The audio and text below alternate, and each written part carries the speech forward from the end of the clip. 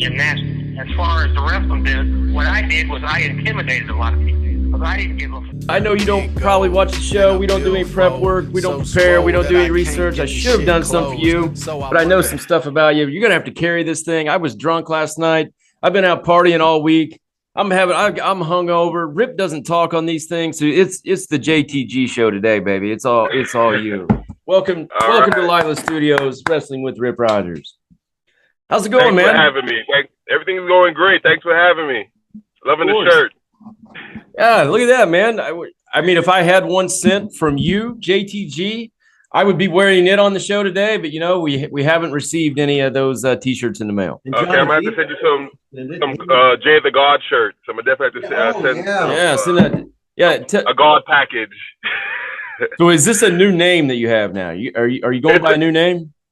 It's an evolution of the name JTG. As you guys know, for the followers who don't know, whoever's listening, when I was in Rip Rogers' class, when we did promos, I was just too good. I will always end my promo with "I'm just too good." And as I got to WWE, I had to tone down that cockiness because it get you some heat. Or you walk around here thinking you're just too good and you're a rookie. So I changed it to just too gangster. And now with the on my singles run, I've definitely evolved to a god. So yes, I'm Jay the God. Jay the God. Awesome, man. He's really JTJ. He's just too Jack now. It's just too Jack. Yeah, Jack. Jacked with a G. Wait a minute, JTJ. Oh, JTJ, isn't it? Yeah. Hey, I didn't major in spelling or elocution or whatever you call that stuff. JT, just too Jack. Yeah, man. Send us some shirts. We'll take them. Excessive muscularity. Thanks. What's up? Let's get into this thing. I like doing a lot of firsts. I don't have a script at all, but I like doing a lot of firsts. So you got into wrestling at a young age. I do know that. And was OVW your first training ground, or did you train somewhere else at all? I trained somewhere else. Yeah, I had moved right out of high school. I moved to North Carolina. I went there for a few months. And then that wasn't really working out for me. I was there for 6 months, and then I eventually moved back home to New York, and then I started going to OVW from New York, and then I eventually made the move. So I'm sure you've told that story before, but if you could fill us in on that story, you were traveling, you were going from New York to Louisville on the weekends, or how was that working? Yeah, it was on the weekends. So before I moved to New York, I moved to Memphis first. So I went from North Carolina, then I went to Memphis, and then Memphis wasn't working out either. So then I moved back to New York, and then New York, then I was making a commute from New York to OVW for a few months. And during those months, you know, I was the horrible weather, the bus wasn't on time, and you know that was reflecting on me. You know, that's not me. I'm not even not only am I on time, I'm early. I like to. You were taking a bus from New York to Louisville. Yeah, so it was about 15, 16 hours. Oh my God. And I was working at AMC. I was working at the movie theater. So it was right there, the Penn Station. So right after work, I would just jog over to Penn Station and wait for my bus. Wow, that's wild. How long did you do that? I can't remember exactly how long I did it, but I know the winter, the Greyhound buses kept breaking down, and I kept coming in late into class. I was traveling, doing all that traveling, only to get like 45 minutes of training, and it was like, nah, I can't do this no more. I got to get my full 2 hours. So you moved to Louisville. So was that at the was that in Louisville, the new building? Was Rip your trainer? Were you in the beginner class first? What was your first experience? Yeah, I started right from the bottom. It started in the beginners class, and then when Rip was in charge of training the amateur class. Who was the beginner trainer? Who was the first trainer? First, it was Eugene, Nick Densmore. Yeah. That was I think I only went to the old building around 2 or 3 times. And then we eventually moved over to the new building. And then, I was Nick Densmore. He got called up to do the Eugene character. And then we were left with Mike Mondo. Mike Mondo was training us. Training the beginners class, and then I eventually moved up to the amateur class to get the great teachings of the wise Rip Rogers. Yeah, lead us through that. What was your first impressions of Rip? How'd that go down? He was a straight shooter. He didn't bullshit, and I loved it. That's good. You know, I'm from New York, so I'm used to the blunt reality. I don't like no sugarcoating. Don't pussyfoot around me. Just tell me how it is, and tell me how could I get better. And that was Rip, right? Yes, it was. Thank you, Rip. Oh, Rip. It's a big sentimental show here at the studios. Well, every week when we have a different guest. Speak up, Rip. Every week when we have a different guest, everybody's got a different journey, how they got there. Yeah. And they're all different. And he was the first guy that would Ronnie Vegas. He was the first guy that would come on a Greyhound bus from New York. Wow. Yeah, I remember when. Do you remember Seth Skyfire and Melissa Coates, R.I.P. That crew, I think, drove on the weekends. I don't know if you were around then from Alabama. Oh wow! No, I was definitely around for Melissa Coates and Seth Skyfire, but I did not know they drove from. In the beginning, they did to Nick to the old building in Nick's class. They would come on Saturdays and drive from Alabama, like on Friday, spend the night, go to the class, and then do whatever show that night or whatever, and then drive back on Sunday. So they were similar, but yeah, awesome. So you were there at that time. So then were you there then for, I don't know years at all. Was that DCW TV? Were you doing that at the time, or did you get right into OVW TV, or what was the path there? Yes. As soon as I got to the amateur, I was there for maybe 2 years. And then was it 2006? I believe I went from the amateur class to the contract class. And then I was training with both RIP and the contract class for a while, and then it became a lot with working out, going to RIP's class, and going to the contract class. Then I started just going to the contract class, and then in June of 2006, that's when I got the call from John Laurinaitis. So yeah, go ahead. I was going to ask first, Rip. What was your thoughts of JTG coming in? Do you remember him specifically? Anything specific that stood out? Yeah, he was just some guy that loved wrestling, and he was traveling all that way. Now, he was obviously, if he's from New York City, he knows what the hell's going on, or he'd been dead already. So, and now he's going into Louisville, which is a redneckville for him. So now he's definitely a culture shock. Yeah, it'd be like us being hillbillies going to New York City. You're going, holy shit, this is too much. And he's coming into Louisville going, hey, this is just too little. But it gives you time to concentrate on focus while you're there and not get caught into outside activities. Yeah. But he was a teenager, and I said, man, going on a bus, damn, he's got balls. He must really want this shit. And he stuck with it and had a very successful career with WWE because he was a guy that come in on his own dime and got signed. It's not like the guys that, he was in the Olympics, or he was All-American, or he was on a reality TV show, or you're related to the booker, or your son-in-law did this or whatever. He's a guy that made it on his own, traveled on his own, supplied him, had to get jobs. He was babysitting, right, Jason, at the gym, right? Yeah, at Gold's Gym. Yep, I was working at the daycare. Oh, were you really? Yeah, it's awesome. Yeah, so I needed to get that paycheck and a free membership. Yeah, to work out. Nice. And it all worked out. And his biggest mistake in life was answering the phone that one time from the 203 area code, right? I learned my lesson. So were you a fan growing up? Were you a wrestling fan growing up? Oh yeah, my mom and dad were big wrestling fans. Yeah, mine were too. My dad was. Yeah, my mom still has the program. I got it now because I'm going to take care of it. She still has the program with Andre the Giant versus King Kong Bundy, I believe. It was I forgot what it was called at MSG with the Colossal something. It had like a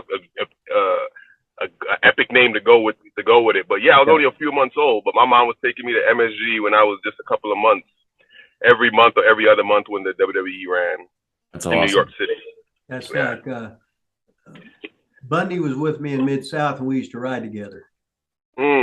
Big, as Ernie would say, big fat Bundy, you're dumbing yourself out of business. Who were your who'd you like growing up? What wrestlers? So I went through my different phases. You know, as a toddler, then in the '80s it was Hulk Hogan, Macho Man. You know, the typical. And then as you become when I became 5 years old, it was Bret Hart. I went through my Bret Hart phase, and then when I became a teenager, that's when I fell into my Rock, Jeff Hardy, the Attitude Era. I was a big Rock fan. Oh yeah, that's kind of hard. And now and as an adult, now I'm a Jay the God fan. Now you're Von Lilas. I didn't hear Rip Rogers or Von Lilas in there anywhere, but oh yeah, you guys are in the mix. You guys are in the mix somewhere. We're in his top 1,000. Top 1,000, baby. JTG top 1,000. We're in there. Gotta be. Hey, so when you're talking about getting signed, how long were you at OVW? How did that come about? Tell us the actual story of getting signed. Was it a camp? Was it a specific tryout or anything like that? So when I got to OVW, I was 19 years old. I was 2003, I believe, 2003. And I got signed in 2006. So that's a good 3 years. 3 years. I got signed when I was 21. So 19, 20, 21. Yeah, something like that. I got signed when I got a few months after I joined the contract class. They paired me with Shad. He just finished running a program with CM Punk for the title, and after he was done with that program, they was trying to figure out what they were going to do with him. And from what I was told, Al Snow and Danny, they decided to put him with put me with Shad and make us a tag team. Then I debuted with Shad, just a little backstage segment saying that we were a team at the end of an OVW show.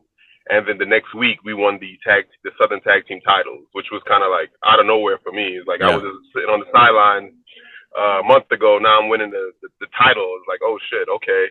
And then it was just a snowball effect. After that, we were heels, but we were getting over, and we were winning. And then we ran out of tag teams to wrestle. And Al Snow said to us, we need you guys to do something. You know, guys don't have to have a match every week to get over. You know, do something that shows you guys personality and character. You know, we want to put it on the TV just to keep you guys relevant. So me and Shad was like, all right.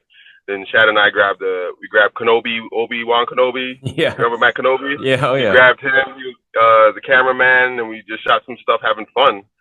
And we had so much fun that I got back to the WWE office. You know, because they're obligated to watch our TV, the writers. And I believe one of the writers was like, Vince, you have to watch this, because we did like a bunch of vignettes. Yep. We robbed a smoothie shop, a bank, robbed somebody at the ATM, and we was fucking around with the cops. If you know Stephen Yancey, he trained a little bit at OVW. Yep. He helped us with our vignettes. And then we shot those vignettes, and Vince saw it, and as soon as he saw it, the word that got back to me was, I want them on my program. I want them on Raw. Wow. And he was like, well, the big one is signed, but the little one's not signed. Sign them, and bring them both up. And then June of 2006, I got signed. And then on October, we made our vignette debut, the same one that we aired in OVW. They just added better production and quality, and the same exact thing we aired it on WWE. God, that's wild, man. Because you were basically like the one guy that I remember. It was like you got signed and went right to TV. It was real no developmental, even though you'd been down there for a while. Yeah. So it was a blessing and a curse. Yeah. Because I definitely believe that to be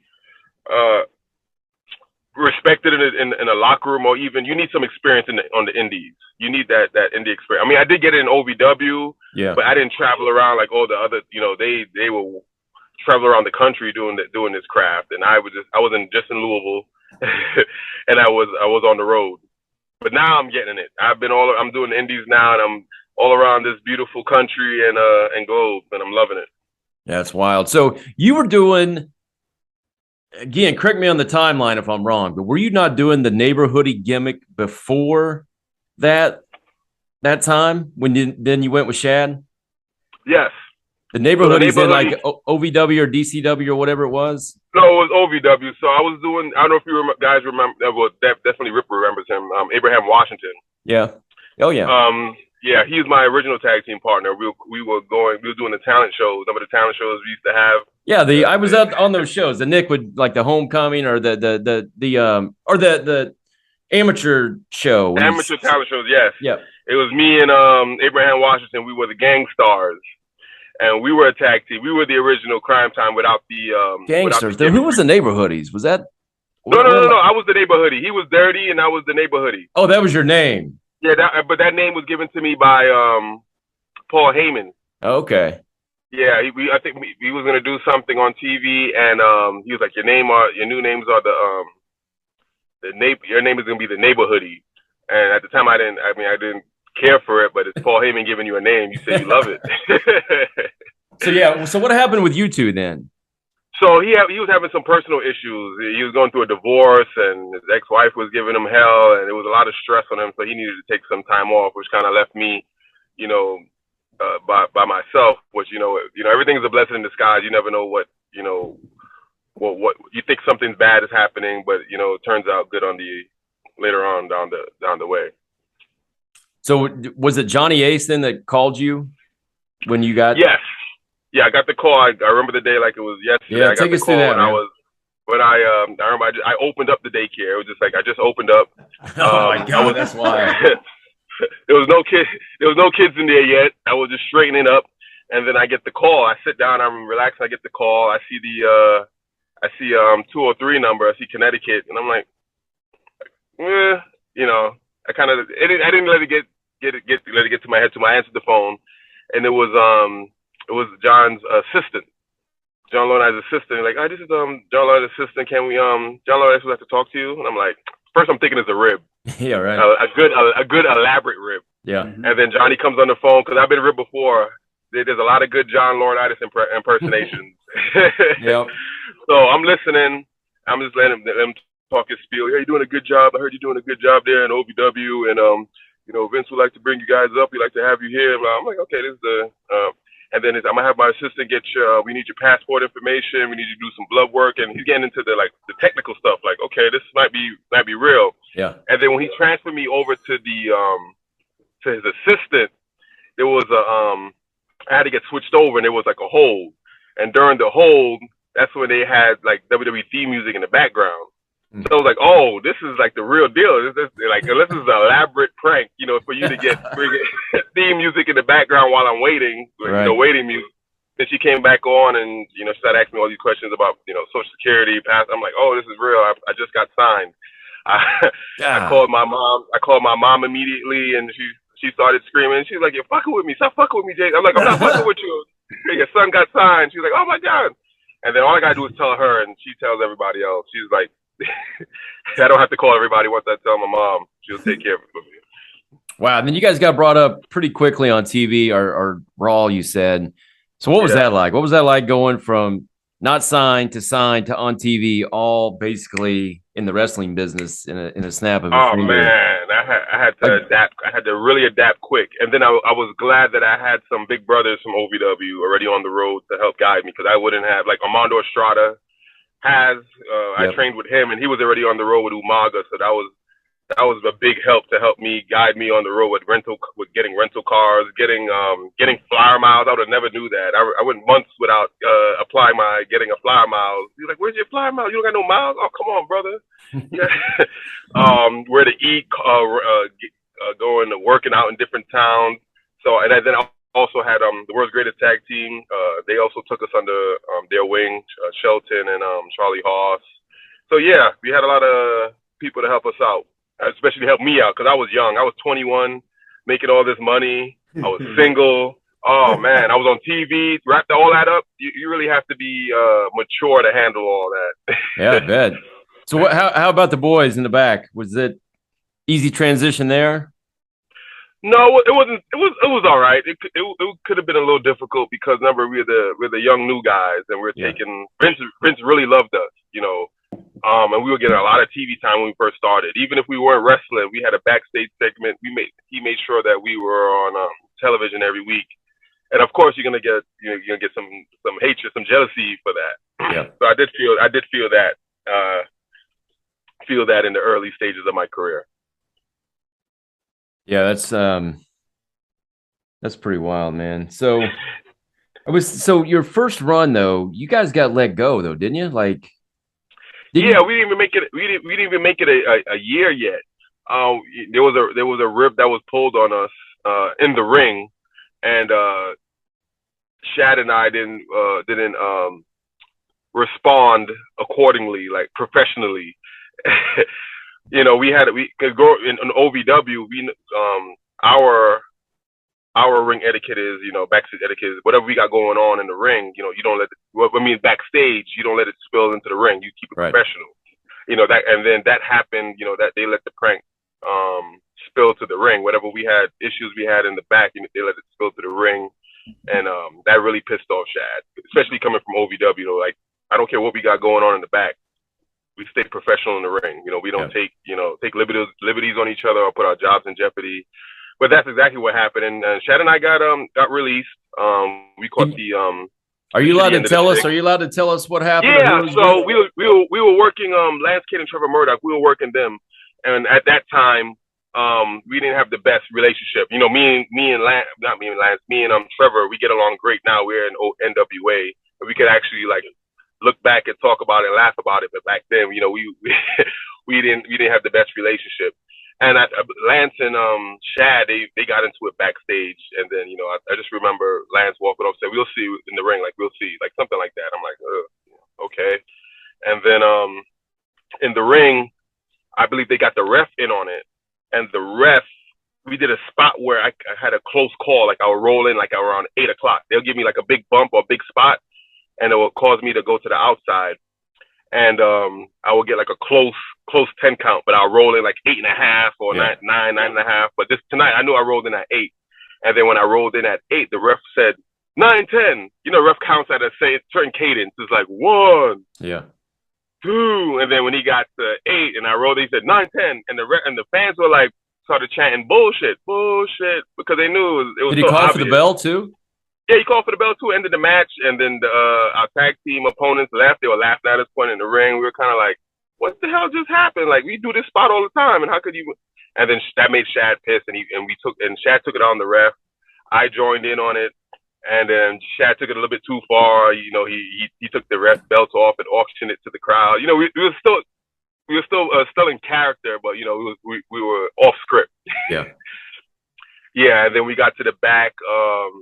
We got chastised by, he got chastised first by Barry Windham at the time? He was our agent. Yeah. And then after that, we got ridiculed by John Cena in front of the locker room. And then on the ride to the next show, the Raw, we got a good tongue lashing from John Laurinaitis. And then the next day we were fired. So what did you think then when you got fired? You made it, you're rolling. I know, right? And within a year, you get released? What? Not even a year, my gosh.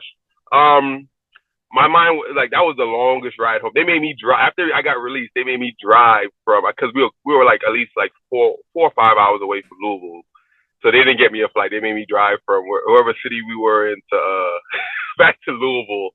And then during that ride, I was just like going through my head, like, I worked this hard just to get released because of a prank, like some bullshit. I'm like, nah, this ain't it. This ain't it. You were 21, 22, 20? I was 22. Yeah. Did you call your mom then? No, not yet. She was so excited that you got signed. Did you call her and tell her you got fired? I couldn't call her yet, but she did. I mean, she found out, but yeah, I didn't call her right then yet. But I did tell her, don't worry about it, I'm okay. You know, I saved up, and she just felt, and she just knew in her back of her head, she's like, you're going back. This ain't it. This is not it. I'm like, okay, mom, whatever you say. I'm thinking about I'm gonna actually pursue acting or something. I might move to LA.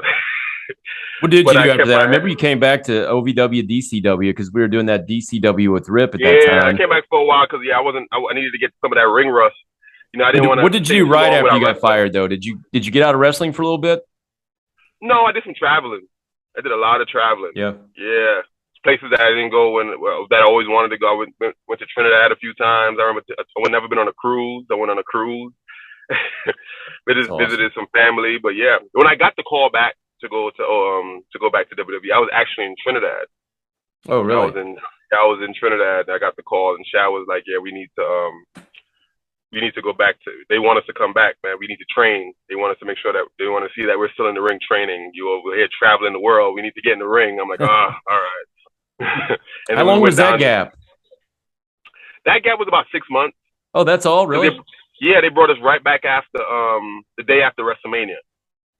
So when did you come to DCW? Was it after like Shad called you and said they wanted you to come back? Did you have any idea? No.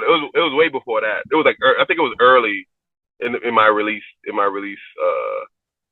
I believe it was early because I can't remember the timeline too well. But yes, what's your thoughts when you're going now back to DCW and hanging out with us again in front of 50 people? I mean, does that? I knew I just needed to stay in the ring. Yeah, I knew I loved it, and I didn't want to stay too far away. I still wanted to keep, because I know ring rust, and that's the real thing. Yeah, you stay away from the ring for too long. So I always wanted to make sure that I stayed in the ring, stayed in front of a crowd. It was still my passion, and I was still young. I just needed some, ease back into it slowly. Was anybody in touch with you that time? Like, did you have a feeling you were going to get re-signed, or did that just come out of nowhere?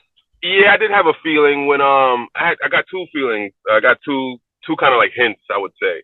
When Shad and I got released, when we walked out of John Laurinaitis' door, as soon as we walked out, Stephanie and Hunter was right there. And they was kind of like, sorry, they was kind of like giving us the speech, but giving us the speech like, I'm sorry about this, we got to, blah, blah, blah.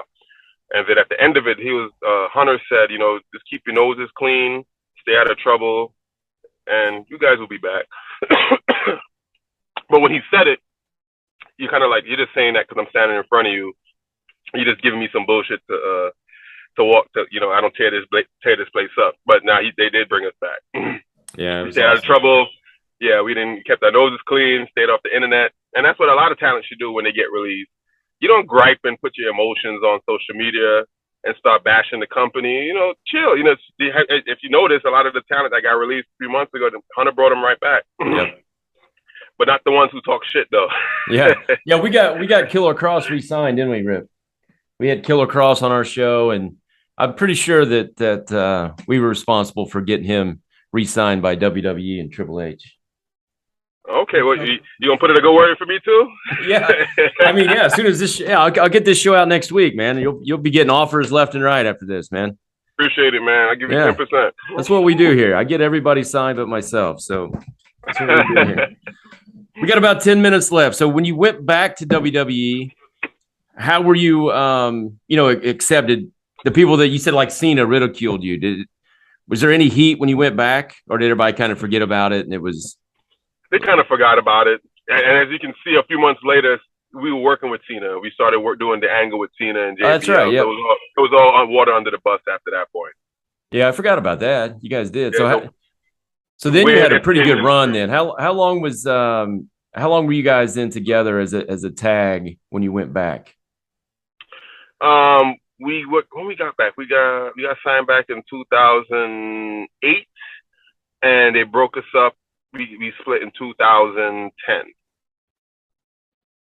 2010, 2011, was it 2011? No, 2010, yeah, it was 2010. Was what happened on the breakup? I don't even remember. The split, it was kind of talked about for a while. Yeah. We didn't know what direction we were going to go with it. If Shad was going to be heel, if I were going to be the heel, if I was going to turn on him. We kind of went back and forth with a little bit. They asked, do you guys want to split? And at that time, they weren't doing anything with the tag team division. They were just putting singles guys together, making them tag team, and putting the titles on them. And we were like standing there, like, okay, we're the most over tag team. You guys not gonna, give us the run, but we were kind of like over it at that time. Yeah. So we didn't want to do our singles thing. And then after WrestleMania, that's when Shad turned on me. And then we worked our storyline. Yeah, that's cool. And then you stayed though for a long time after that, didn't you?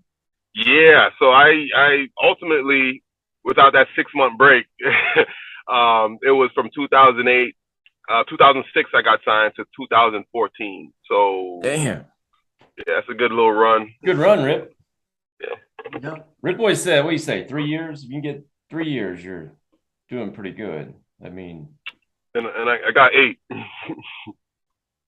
that was awesome. So Rip said you shouldn't have never answered the phone call. If you don't mind talking about it, what can you give us a little insight on that last phone call then?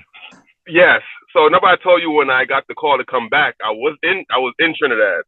Yep. So when I got the call back, this was probably 6, 7, 8 years later. I was actually leaving Trinidad. So the reason why I wasn't able to pick up the call the first time because I was flying from Trinidad back to the States. I was with my family. So my phone was on airplane mode. And then when I got to my connection, you know, I got all these missed phone calls. I got all these emails from the office. And I'm like, oh, I know what time it is. I was like, I'm not going to answer this. I'm not answering this. And I think I had 2 connections. So when I got to my second connection, you know, I kept getting on. I'm like, you know what? Let me just get this over. Let me just go in the back of the barn and get this over it.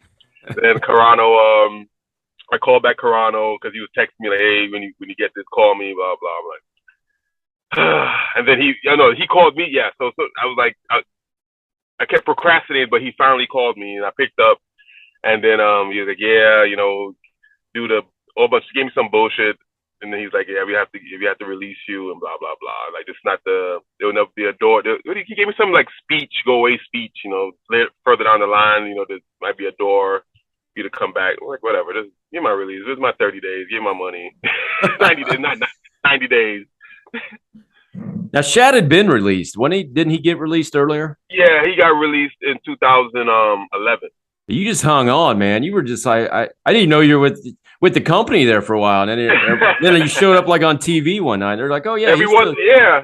Because I was home for like almost a year. It was paying me, and you know I wasn't gonna make the same mistake as everybody else. You know, start pitching shit when you're home, and you know, and then they were like, "Oh, this guy's still hired? No, let's fire him." You know, so I shut up because I pitched so much stuff when I was on the road. Like, why now when I'm home they're gonna be like, "Oh yeah, let's bring him off the road now and do something with him." I just stayed in the gym, kept looked my best. So if they did decide to bring me back, at least I was in great shape. Yeah, man, you look awesome, man. You look real good. Oh, thank you, man. Thank you. Hey, you got any good Rip Rogers stories for us? We got about 5 minutes. Good Rip Rogers story. Oh man, there's so many. I'm trying to pick one. That's the hardest part, picking one. Doesn't even have to be a good story. Advice, just a memory, anything. Give us any like Rip advice or a memory, anything you got on Rip Rogers. I remember when I came into class late. It was after work, and came into class. He stopped the drills. Oh, everybody stop what you're doing. Jason's made it to class. Everybody started clapping. Put your shit on. Got me in the ring. Got me in the middle of the ring, and he made me do a drill where I drop kicked everybody. And it was we had about close to 30 students in the class, and I drop kicked everybody. I didn't complain. I just did it. I knew I was like, I don't know if I could do it, but shit, the Rip thing I could do it, I could probably do it. So let me do it. So you did it. You didn't complain. Yeah, I did it. Didn't put it over, man. You just did it. That's awesome. No puking, no puking on that, huh? No. Yeah, you always had that feed. That blew me up all the time. But we'd always do like 5. I couldn't imagine doing the whole class. The whole class. I remember the first time. I got a cool story out of it. Yeah, that is a great story. I remember the first time you'd feed and then you'd eliminate. You'd have to like stop a guy and then eliminate him over the top rope, and you just kept doing that over and over. Then the next guy would do it, and there'd be like 30 or 40. I remember the first time I did that, I was just way over aggressive on stopping people, and I was blown up in like 5, and I had like 30 more people to do it. And I was just sitting there going, "Holy shit!" It only took me once to learn to pace myself on some of those drills. Exactly. Mm-hmm. So nowadays, NWA, you mentioned that earlier. So you went. I mean, you've been pretty much everywhere. You've been in the business pretty much your entire life. Now you're in NWA. How did that come about? That came about. I just got the call from I can't his last name right now, but his first name is Pat. He's in charge of talent relations. I got the call, And at the time, I was supposed to be shooting a movie at the same dates. And I was like, oh, I'm shooting a movie. Can I just do one date? Because they needed me for like 4 days. And out of those 4 days, I was shooting something. And they was like, no, we need you for all 4. You know, I was like, damn. I was trying to do both, do the movie and do NWA. Yeah. And I picked NWA over the movie. And, you know, because I believe that NWA would have been a long, I was thinking long term. Because that movie would have been one and done, and that would have been it. But I know NWA would have been the long-term investment, and I'm still working with them. I got the call from Pat. Yeah, he got the call from Pat. He was like, if you watch your work on the indies, your style fits our style. It'll be a great fit. We'd love to have you on board. And bunch of old OVW guys in that locker room too, right? Oh yeah, and that's what makes the locker room even great. Idol's there. Mickey James is there every once in a while. Who else is there? A bunch of the boys is there. Jax Dane, he was in my class for a while. Oh, yeah, Jax Dane, yep. Silvio, Chris Silvio, Sucio. Jax Dane's manager, he's down there.